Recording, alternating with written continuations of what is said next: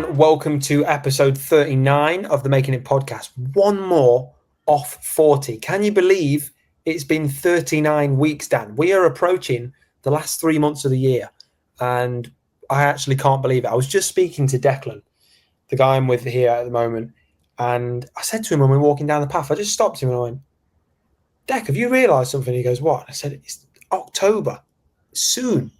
And he's like, right, hold on, mate. That's our day's work. They go by. And I'm like, no, I've been here nearly 5 months. I'm nearly halfway through. How mad's that? That's crazy. That's crazy. But you've really been there 5 months. Whole of June, whole of July, whole of August, whole of September. This is going into your 5th month. Crazy. It's my 5th month now. So just thinking about like how time has passed, and then I thought I've not hugged my mum for 5 months. The conversation ended pretty. And it got deep. Anyway, yeah, it got a little bit too deep. But anyway, Dan, welcome back to the podcast, mate. Good to see you. How's things? Yeah, good, bro. I'm excited to chat to you again as always, bro. It's one of my favourite parts of the week. It's a lovely time to reflect, but also get to know what you're doing out there and connect with you while you're still in Australia.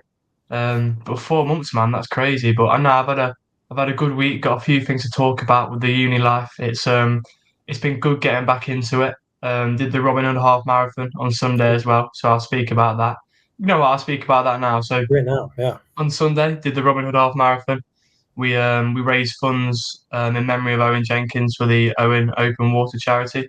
And on the day, we managed to hit our goal, which was £1,000 because of this guy. He did the last £10 to get to 1,000. So that was really good. I took it a bit. I didn't go all out on the run because of my York Marathon in a couple of weeks. But me, Riley, Harry, Jacob, and Aaron all ran it. And then my girlfriend Scarlett did her first half marathon. So it was a really good day out. My parents were there, and Judy, who will be listening right now, was right at the finish. So I saw her towards the end, which was amazing. So it was a really good day out. But mate, how's your week been?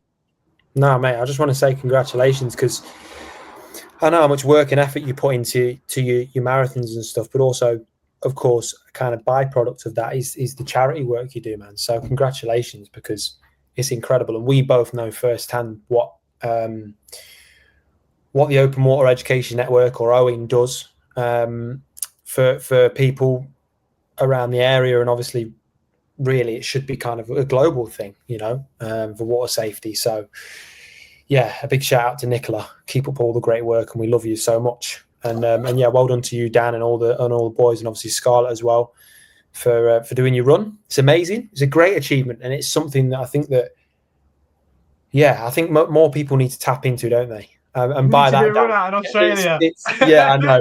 I need to do it. I need to do like what's that guy called? It's your 5th month now. Come on. Yeah, there's that ginger guy who ran all the way down Africa. Oh, this geezer. Yeah. I wonder if I could run all the way around the coast of Australia. That'd be a killer.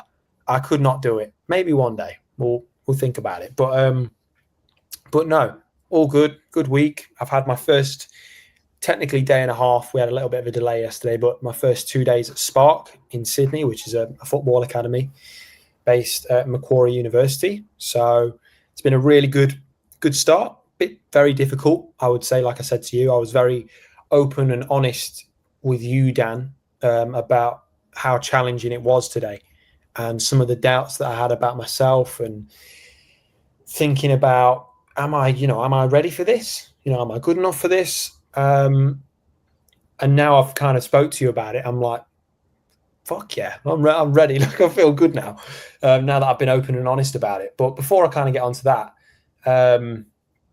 other than that, me and Dec have been finishing up the new flat. As you'll notice, I'm not in the old place. I'm in a new flat now where I've moved to in Lidcombe in Sydney. So it's just a little house that's going to tide us over till probably Christmas. And then I've said to Dec I'd like to become a fancy English barman and move to like Bondi Beach or something, just for the last few months, just have a bit of fun.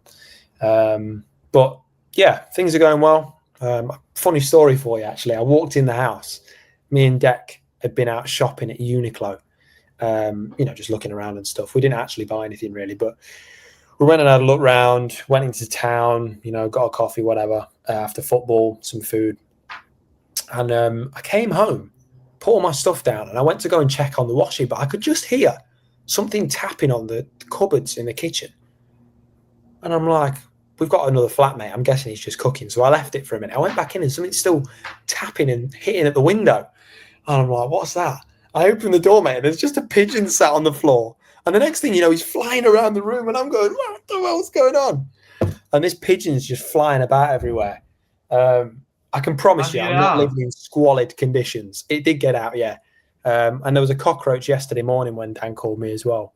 But that's all the funny stuff I've got to get out of the way. But the serious thing I wanted to talk about, which was kind of a takeaway from the football stuff, and actually I think something that would be a good thing to talk about for the podcast today as the main topic, would be expectations of yourself versus realistic expectations. Now, they can be the same thing, depending on who you are and your mentality towards things. And I'll be honest with you, Dan, I get frustrated with myself when I'm not good at something straight away. And it doesn't mean with anything. It means with things that I have spent a lot of time researching and have done a lot of theory-based work into it.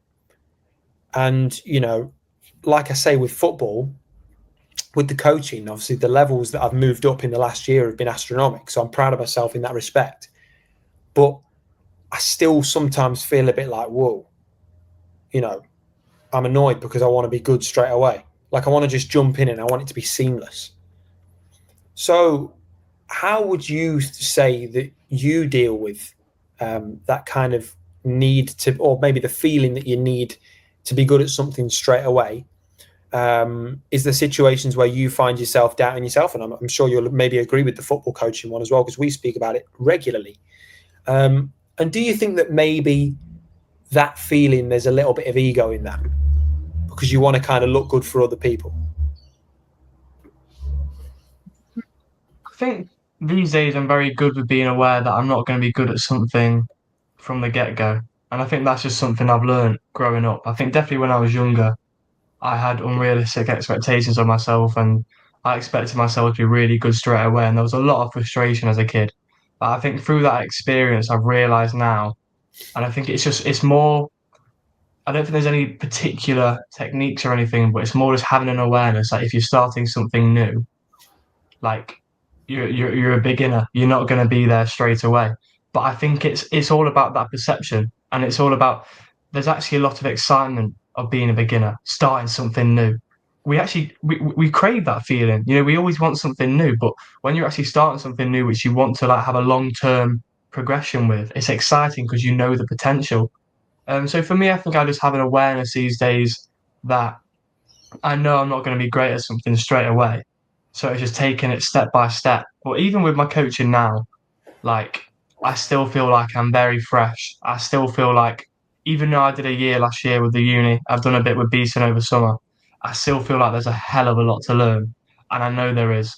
But with that ego thing, I think it's very fitting that we're talking about this now because last night it wasn't actually trials with the uni. These are lads that have already got through the trial process. We were just doing a session with them. It's just working out what level they're all at.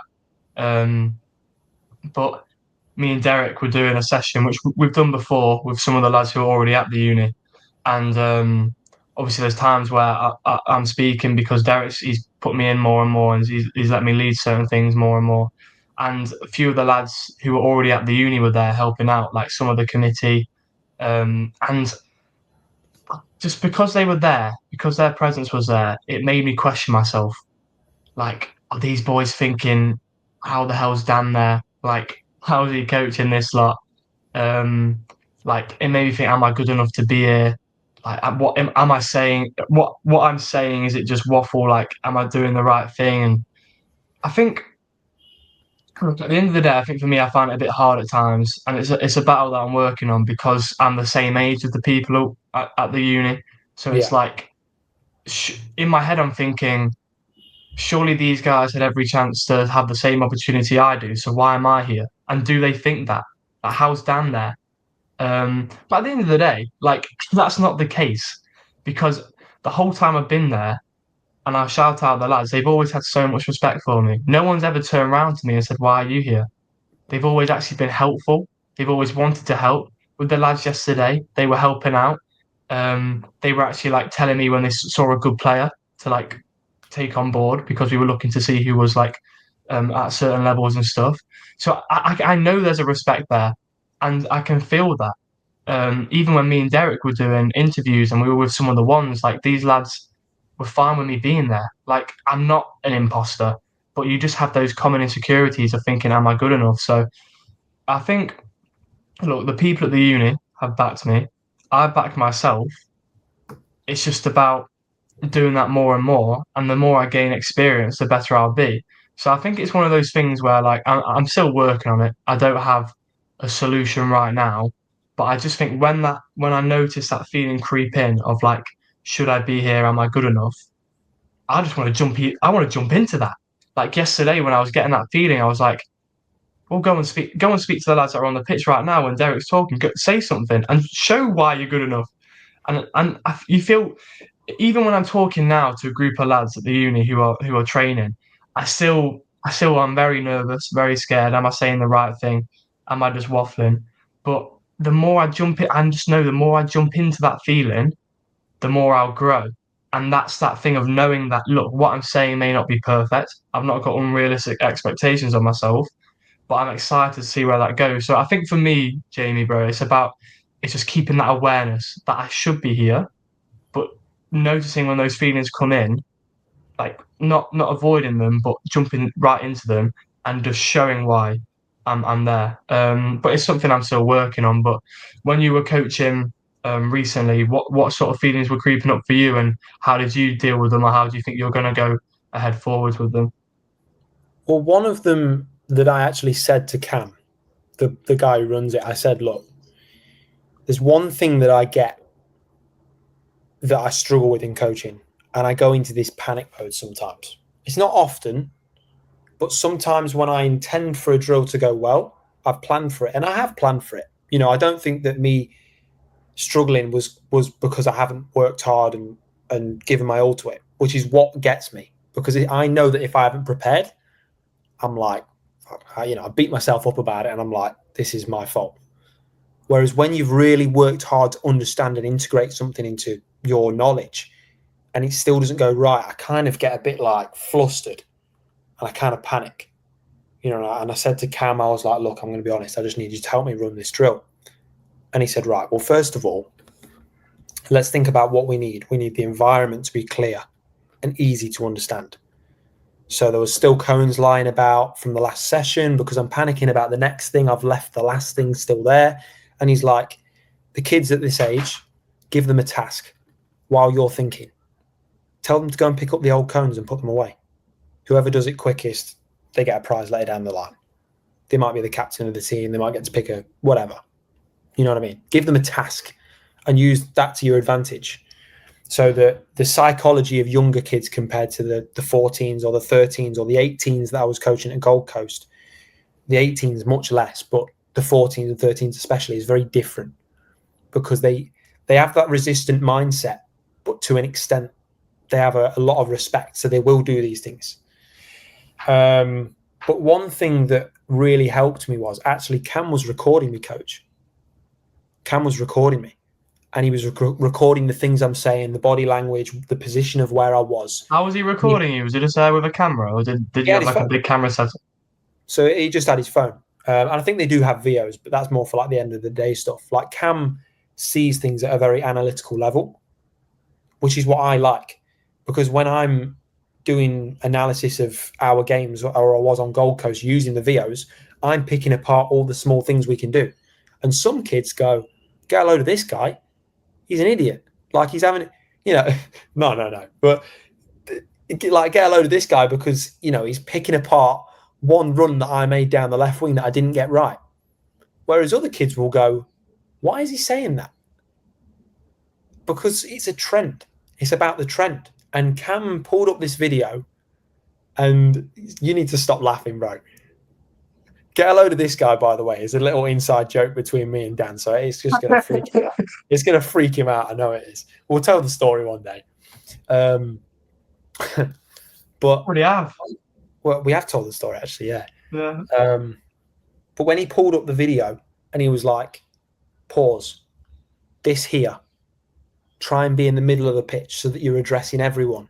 Even though you are trying to address one specific group of players in this team, be in the middle to address everyone. Make sure that your body language is always positive. Not that it was necessarily negative, but make sure that it is always kind of maintaining positivity. Be loud. Don't be afraid to be affirmative. You've got to be firm with the kids to make sure they listen. And then just as a general thing, kind of making sure that you're organised. Make sure all the balls are by your feet, making sure that all the cones are in the right place, and making sure everything's set up, ready to go. And then it's all about, he called it the mechanics of the game. So he said to me, before you start coaching the nuances, the progressions of a session and a drill, just make sure that the mechanics are good. Make sure those cogs are turning and make sure it's running smoothly. Because sometimes my mind is already thinking about the progressions, i.e., I'm just thinking the session's going to go well. Now I've got to think about the next one. And he's saying, just hold on. Just make sure you get this core bit right. And then the rest of it, all those small bits, and teaching them the little things about the game they can improve on. That's when you can, do that when it's running smoothly. So I really liked the fact that the feedback was on an analytical basis and I could see it with my own eyes. Because then the next time I went in, I was already applying the techniques he's given to me. The kids were listening more, and he actually came back to me and said, this drill that you did, that worked really well. And it wasn't supposed to. We kind of went off the kind of curriculum a little bit. But he said it worked. So I already saw the development in the space of 5 minutes when he showed me what I'd done. And I wouldn't necessarily say, he didn't word it as I'd done it wrong. He just said, for this level and what you want to be achieving and what these kids need, this is what you've got to do. So he's just opened my eyes massively. And actually, this is one of the times where I could just sit there and take the feedback all night. I could sit there with a beer, a long piece of paper or a video, and just have the feedback there. So today has made me realize just how important feedback is. And also how important feedback is coming from the right person, because some people see you asking for feedback as, I'm going to throw shit at you. I'm just going to criticize you, and you're just going to take it and you're going to perceive it as feedback. Whereas some people, again, like Cam or any of the other coaches, will go, thank you for allowing me to give you feedback and take it well. And they're going to be very, very honest with you, but they're going to show you step by step how you can improve. And there's an actual intention of development there. So I think that's really important. And like for you, Brian, I understand your setup in Newcastle to a degree. Obviously not nowhere near as well as you do, because you see it all the time. But if someone puts their trust in you to work for their company, to be staff at their university, staff, not a paid coach or an intern, staff, then I would say that trust has been earned and your responsibility is warranted. 100%. It's where I get the insecurities is with the lads, with the players, like from all the different teams, the ones that have already been there. I think with the ones coming in who I will be coaching, I'll get it less because like they are coming for their first year, so I can give them that good first experience at the uni. But for the lads that are already there, that's where the insecurity comes in a bit, because it's almost like, if I'm here, why aren't they? And that's what makes me insecure, because it's like, are they thinking that? Are they thinking I should be there? I want to be doing that, what Dan's doing. That goes both ways, bro, because they could be there, but they're not. And maybe you could go, well, maybe they didn't apply. But brother, there's a reason. There's two reasons they don't apply. And they're the same thing. They're called balls, mate. That's all it is. Or they just want to play. Or they just want to play at the uni. And they've not thought about coaching. It takes balls to apply for something like this, bro, because especially when they're your age, because the things you're thinking about are for guys that are 20, 19, 18, however old, older than I've ever coached for sure. I wouldn't dare at this current moment in time. Even assisting with you, I was like, geez, I couldn't be down. As great and as amazing an experience as it was, I couldn't be down. I'm getting flustered when it's like, coaching 8 or 9 year olds. It's like, it's difficult. So, brother, I think you've got, you know, it takes courage to take that position. And Cheers, as mate. much as you can go, yeah, all right, they could be doing what I'm doing. And yes, you could be saying it's down to them playing, but there is a good reason, brother. 100%. And it isn't just Yeah, the fact that they don't want to coach. cheers, mate. Cheers. I appreciate that. But when you mentioned like Cam told you to go into the centre and speak to all the players, like something like that.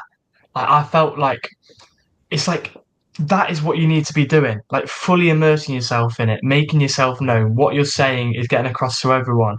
But I feel like as soon as I get into that position, it's like I don't freeze or Everybody. anything, but in my head, I'm just thinking like, oh my god, like how am I here? But I think that's a feeling which you want. Like I remember hearing Jimmy Carr say it once, like you need to have that feeling because that means you're progressing in life. Like, so I think going forwards, something I've just realised now is I'm probably still going to get that feeling throughout the season. There's probably still going to be moments. In fact, there will be moments, For sure. but it's not. It's understanding that that feeling doesn't need to take away from anything. Just let it be present and keep doing what you're doing and keep immersing yourself inside it. It's just that feeling is always going to be there. And I think that ego thing you mentioned is interesting because a lot of the time I'm thinking I don't want to mess this up. That's an ego thing. It is. Be Your be ego is willing, placed. yeah. Be willing to mess it up. Be willing to mess it up. That's all part of the journey. I think once I accepted that, I don't want to say accepted, but I would say once that I understood the level of coaching they coach at and there was things I needed to improve, my ego was gone. I was like, Cam, I need help. And I've got no shame because at first I was like, I can't ask him for help because otherwise he's going to think that I'm just like, I don't know what I'm doing.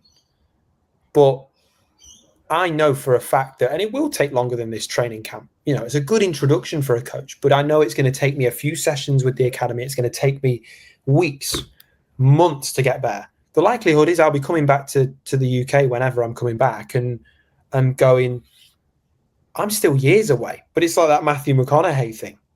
Like when he's like, you've always got to have someone to chase, that hero you want to chase. And the person in this respect that I'm chasing is me as the best coach. It's But interesting actually, when you say that. When you yeah, say chasing, and this is something I've thought about a lot. Because realistically, you're saying right there that it's not like it. You're always in a position where you want more. You're always chasing mm, that you in 5 years or a couple of years' time. This is something I've been thinking about a lot because that's something that I get as well. Like I could be in a great position, but for me, it's still not enough. Like there's so much more I want to do, but I think the important thing is in that moment, even though there is still loads more you want to do, still being content with what you're doing right now and present in what you're doing right now. Because I think a lot of people, and I think it's very easily done, will never be satisfied and to the point where they're actually never fulfilled because nothing is ever enough. So for me, I've been just trying to work on in a career and aspirational sense. I don't want anything to ever be enough because I'm always going for the next thing. But as a person, um, in the present moment, this is enough, and I'm happy with it. But I'll keep pushing forwards. I think that's something I've been thinking about a bit. What do you reckon to that? I agree. I look the saying, the thing that Matthew McConaughey was trying to get across. I think with that specific quote, which was after an Oscars win, was like, you know, you do always want to be chasing greatness. That's what you want to be chasing. But there's a degree of balance that you need. Chasing greatness and being present and enjoying what you've got. And I would say though, Dan, that I don't want to do something unless I want to be mint at it. Like I want to be up there. I'm not going to be an arsehole and say I want to be the best. Because bro, I understand that that's a crazy thing to say. And don't get me wrong, of course I want to be the best. If there was ever a time I thought I could do something and be the best, I am going to try and be the best. But we all should. For things we're passionate about, we should try and aim for greatness in whatever that is. If you want to be great at crocheting, be great at crocheting. If you want to be great at cooking, like Declan is being this week, Dec is becoming Gordon Ramsay, mate, in this flat. Be great at cooking. And like for us with coaching, it's tough because I want to see myself in 5 years now. I want to see myself and go, that's where I'm going to be. Like, that's, oh my God. But then I'm missing out that amazing, amazing part, which is the journey. It's the feedback.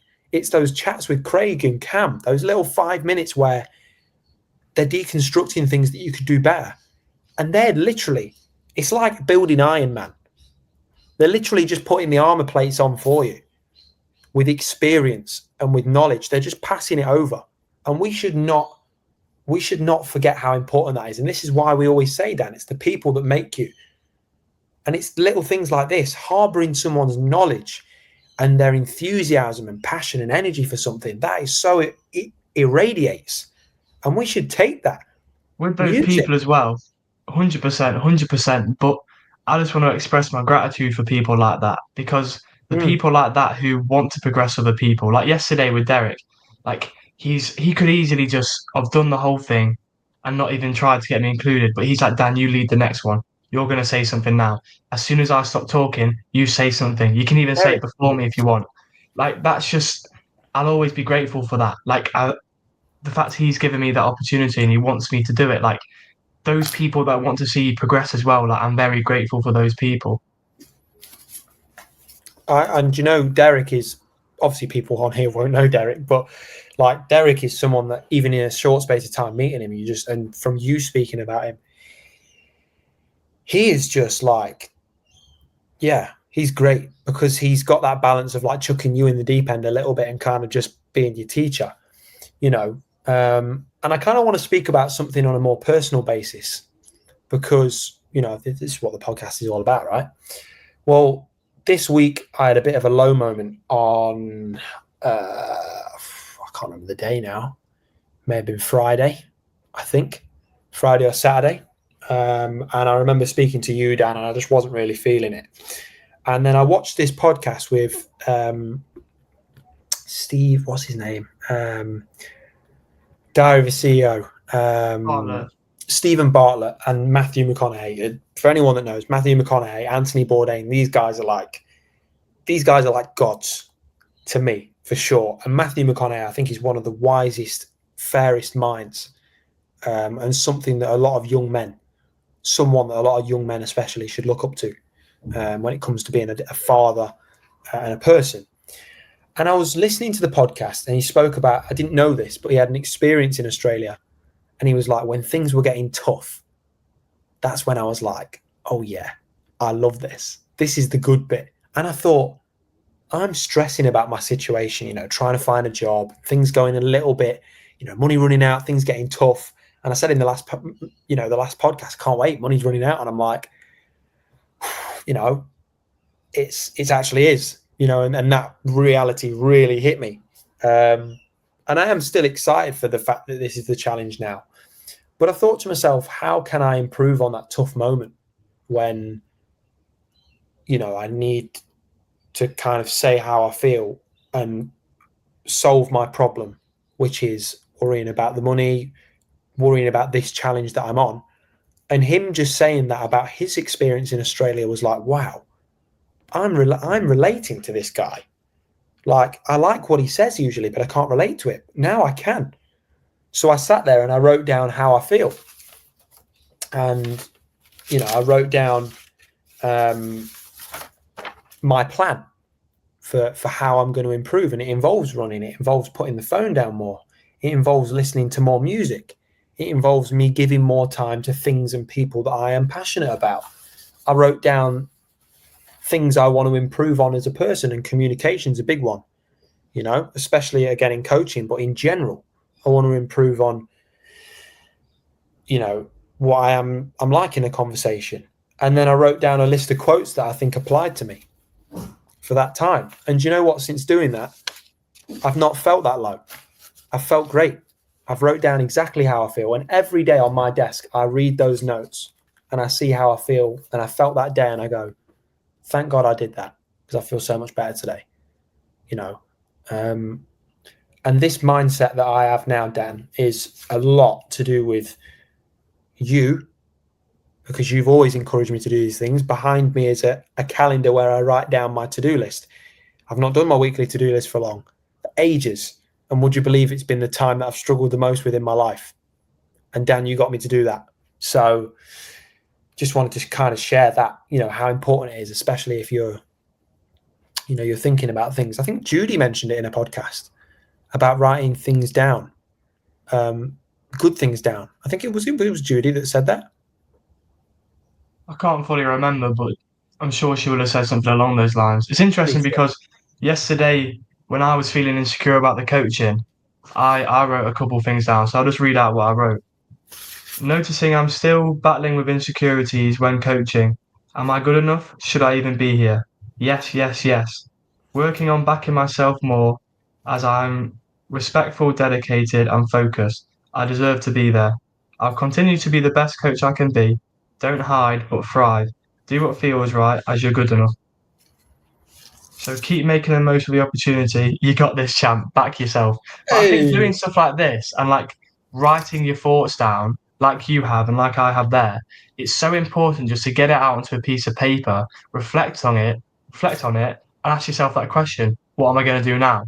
What am I going to do forwards with this feeling, bro? Because there'll always be feelings that, like you say, fluster you. So it's about actually thinking about them and thinking how you're going to move forwards with them.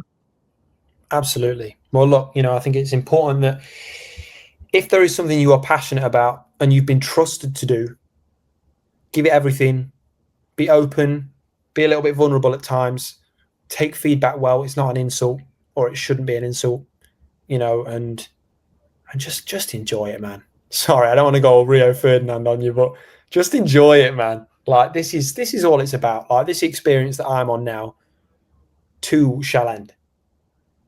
This experience with Northumbria Uni that you're on, Dan, will end. This experience we're on as a whole is going to end. So let's just enjoy it, man. Let's just enjoy it, and big time. Let's try and be great. Let's do that. Well, listen, that was episode 39. Episode 40 is going to be an absolute banger, so do not miss it. Every Tuesday at 10 in the morning, we'll be there. We will be there. See you next week. Thank you for listening. Take care. Bye. Feel so right.